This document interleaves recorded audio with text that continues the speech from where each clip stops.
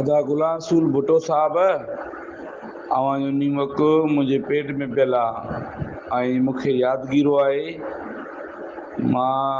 तव्हांजी जेको आहे सो न नया थोराइतो आहियां तव्हां मूंखे मैसेज कयो आहे भाउ गुलाम रसूल तुंहिंजो नंबर मोड़ सेव लॻो पियो आहे गुलाम रसूल भुट्टो ठीकु आहे मां कंहिं आयो हुअमि प्रेस क्लब ते अजय कुमार लालवाणी जे लाइ एहतजाज करणु मूंसां हिकिड़ो दोस्त बि हुयो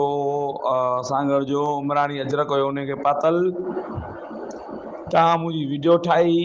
पंहिंजे मोबाइल में न मुंहिंजे मोबाइल में पोइ तव्हां वरी उहा जेको आहे सो असांखे मानी खाराई उन वक़्तु तुंहिंजी फैमिली कोन हुई हुते मुंहिंजे लॻे शायदि परियां ई रोड क्रॉस करे तो असांखे मानी बि खाराई आहे तव्हां गुलाम रसूल यादि कर भाउ ॿुधे था ईअं न कर दिलबर आउं तोखे सुञाणा थो तोसां पुराणो वास्तो आहे मुंहिंजा दिलबर साईं बसि जेको हाल आहे हिन क़ौम जे लाइ हिन सिंधी आवाम जे लाइ जदोजहद कयूं पिया पर हिते पाकिस्तान में इंसाफ़ घुरणु माना पंहिंजो पाण लाइ मसइला पैदा करणा आहिनि अलाह पाक असांजे हुकुमरान खे का हिदायत ॾे वॾा ज़ालिम आहिनि ज़ानीन ख़ुदा जो कार पए न ऐं जेको हाल आहे कयूं पिया भाउ सिंध वासियो कसम ख़ुदा जो मीर हसन कांधड़ो मूंसां तक़रीबन अॼु खां 5 साल पहिरियों मिलणु आयो हुयो ऐं मां खे बल्कि भुलिजी चुको हुयो जेको असांखे ॾे सिंधी ॿार कोई बि इस्लामाबाद अचे थो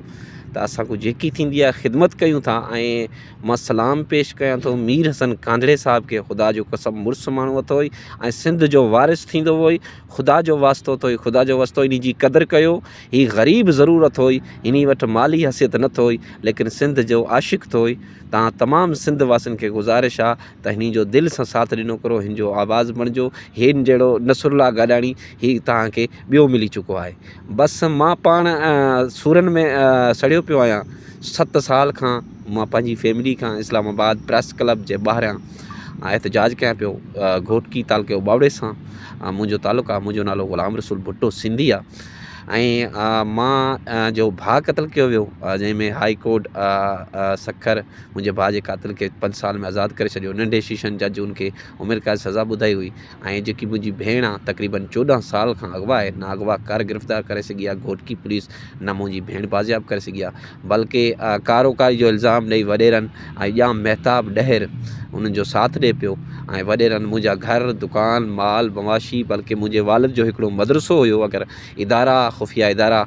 ज़िंदा आहिनि त मुंहिंजे वालिद जो हिकिड़ो मदरसो हुयो उन खे बि शहीद कयो वियो ऐं असांजो करोड़नि जो नुक़सानु कयो आहे हिन टाइम मां इस्लामाबाद पंहिंजी फैमिली सां दरबदर आहियां